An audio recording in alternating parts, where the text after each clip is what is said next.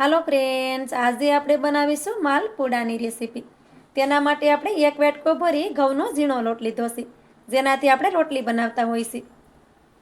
એક વાટકો ભરી આપણે ઘઉંનો જાડો લોટ લીધો છે, જેનાથી આપણે ભાખરી બનાવતા હોઈએ છીએ.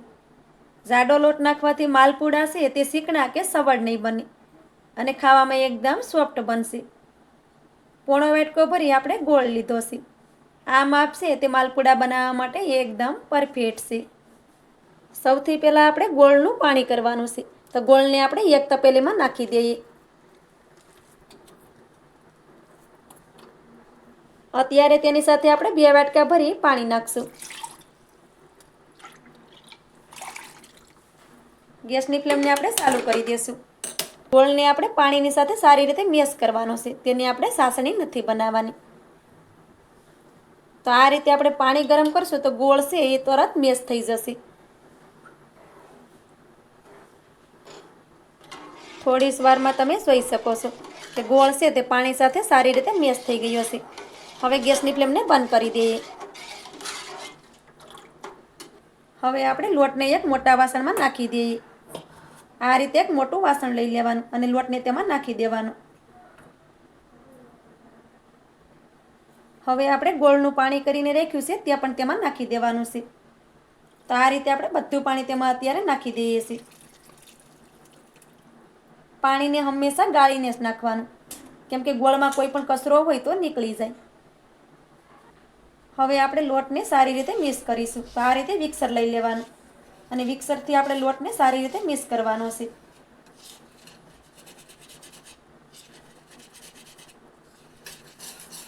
અત્યારે આપણે તેમાં 2 જ વાટકા પાણી નાખ્યું છે. આપણે જરૂર પડશે તો આગળ આપણે પાણી નાખી શકશું.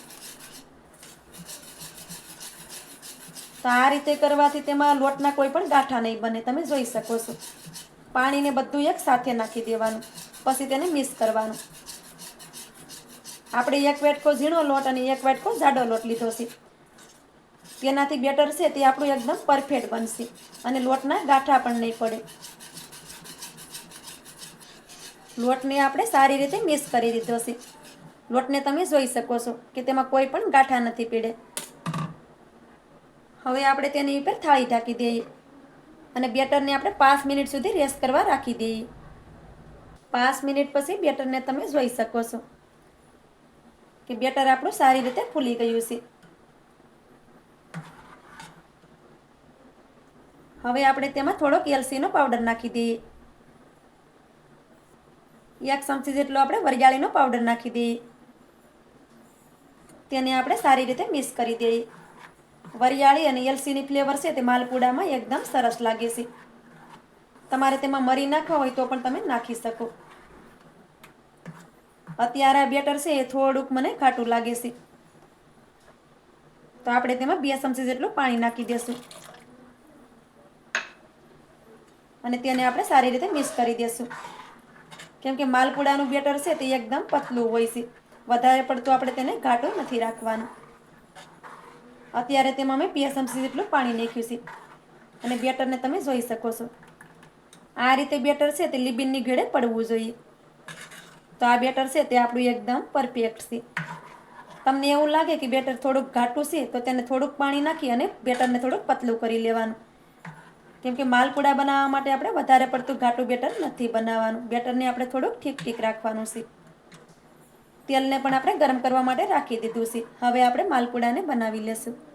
તેલ પણ આપણું સારી રીતે ગરમ થઈ ગયું છે. બેટરને આપણે એકવાર હલાવી લેવાનું. હવે આપણે અડધી ચમચી બેટર ભરી કડાઈમાં નાખી દઈએ. કડાઈમાં વધારે જગ્યા હોય તો તમે તેમાં 2 થી 3 માલપુડા પણ નાખી શકો. હવે આ માલપુડાને આપણે થોડી વાર માટે સડવા દેવાનું છે. માલપુડાને આપણે એક સાઈડમાં થોડી વાર માટે સડવા દીધું છે. હવે માલપુડાને આપણે બીજી સાઈડમાં પલટાવી દઈએ. એક માલપુડાને સડતા 2 મિનિટનો ટાઈમ લાગશે. હવે આ રીતે માલપુડાને આપણે બંને સાઈડમાં ફેરવતા જવાનું છે અને માલપુડાનો કલર ચેન્જ થાય ત્યાં સુધી તેને તળી લેવાનું છે. માલપુડાને આપણે બંને સાઈડમાં ફેરવતા ગયા છે અને માલપુડાનો આ રીતે કલર ચેન્જ થયો ત્યાં સુધી આપણે તેને તળી લીધું છે. હવે માલપુડાને આપણે કાઢી લેવાનું છે. તો આ રીતે માલપુડાને ઝારામાં લઈ લેવાનું. પછી તેને આ રીતે ચમચીથી થોડુંક દબાવવાનું, જેથી કરી વધારાનું બધું તેલ નીકળી જાય. તો આ રીતે તમે માલપુડાને જોઈ શકો છો કે માલપુડામાંથી વધારાનું બધું તેલ નીકળી ગયું છે. હવે તેને આપણે એક થાળીમાં લઈ લઈએ. હવે આપણે બીજા માલપુડાને પણ કઢાઈમાં નાખી દઈએ. તો આ રીતે અડધી ચમચી બેટર ભરી કઢાઈમાં આપણે નાખી દેવાનું. બીજી વાર પણ માલપુડાને આપણે એક સાઈડમાં થોડી વાર માટે સડવા દઈએ. બીજી વાર પણ માલપુડાને આપણે થોડી વાર માટે સડવા દીધું છે. હવે તેને પણ આપણે બીજી સાઈડમાં પલટાવી દઈએ. હવે માલપુડાને આપણે બંને સાઈડમાં ફેરવતા જઈએ અને તેનો કલર ચેન્જ થાય ત્યાં સુધી તેને તળી લઈએ. બીજી વખત પણ માલપુડાને આપણે બંને સાઈડમાં ફેરવતા ગયા છે અને માલપુડાનો કલર ચેન્જ થયો ત્યાં સુધી માલપુડાને આપણે તળી લીધું છે. હવે તેને પણ આપણે કાઢી લઈએ. તો માલપુડાને આ રીતે ઝારામાં લઈ લેવાનું.